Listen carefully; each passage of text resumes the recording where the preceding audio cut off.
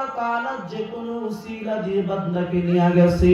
এই বান্দাকে সন্তান নেওয়ার মাধ্যমে পরীক্ষা করে। কেউ কেউ এই পরীক্ষায় পাস করে আর রবের কাছে বলে, মালিক আমার সন্তান তুমি দিয়েছো, আবার তুমি নিয়ে গেছো, তুমি আমাকে এর থেকেও আরো উত্তম কিছু দান করো।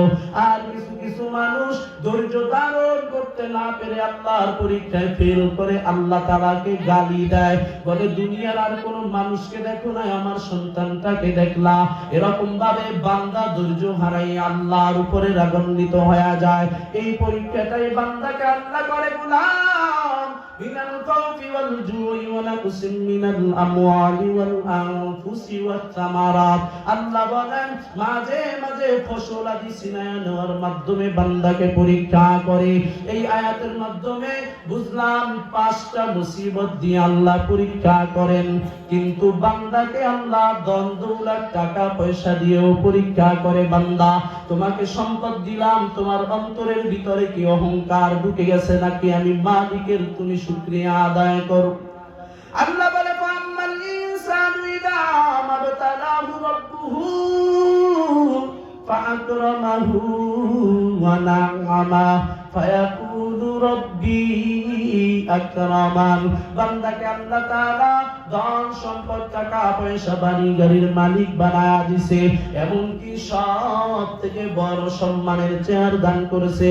এইবার বান্দার ক্লাসমেট জিজ্ঞাসা করে, ভাই একসাথে আমরা লেখাপড়া করলাম, তুমি কিভাবে কোটি কোটি টাকার মালিক হয়ে গেলা? তুমি এখন পাজারো পেরালো গাড়িতে চলতেছো, আমি তো রিক্সা চালক, কিভাবে কি সম্ভব?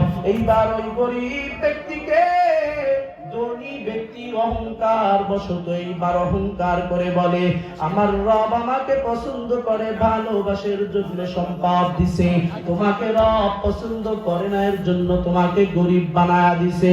আল্লাহ তাআলা বলে ফায়াকুলু রাব্বি আকরামান।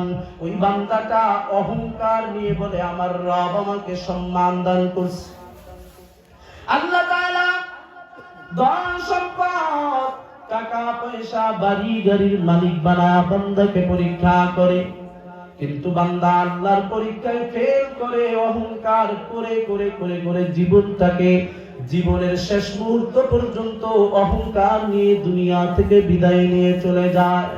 এর নবীর উম্মতের দল, এই অহংকার এমন একটা আবর্জনা যার অন্তরের ভিতরে অহংকার ঢুকবে, ওই বান্দাটা দুনিয়াতেও শান্তি হবে না, কিয়ামতের ময়দানেও আল্লাহ তাআলা এই অহংকারের কারণে বান্দাকে জাহান্নামের আসামি বানায়া দিবে। তিরমিজি শরীফের ভিতরে পয়গম্বর রাহমাতুল লিল আলামিন বর্ণনা করেন, যেই উম্মতের ভিতরে অহংকার নামক দুর্গন্ধ থাকবে, আল্লাহ পাক রব্বুল আলামিন কিয়ামতের ময়দানে ওই উম্মতকে ছোট ছোট পিপিলিকার আকৃতি দিয়ে কিয়ামতের ময়দানে হাজির করবে।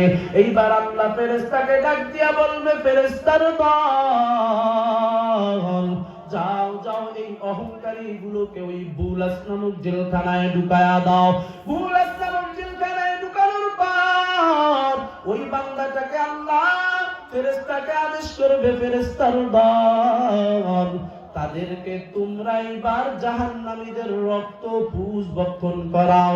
ওই বান্দাগুলোকে পয়গম্বর রাহমাতুল লিল আলামিন বলেন, ওই বান্দাগুলোর সাথে আমার রব এমন একটা অবস্থায় সাক্ষাৎ করবে যখন আমার রব বড় রাগান্বিত থাকবে। তার মানে রাগান্বিত অবস্থায় অহংকারী ব্যক্তির সাথে আল্লাহ সাক্ষাৎ করবেন। আল্লাহ তাআলা রাগান্বিত হয়ে অহংকারী ব্যক্তিকে চিরস্থায়ী জাহান্নামের আসামি বানায়া দিবে।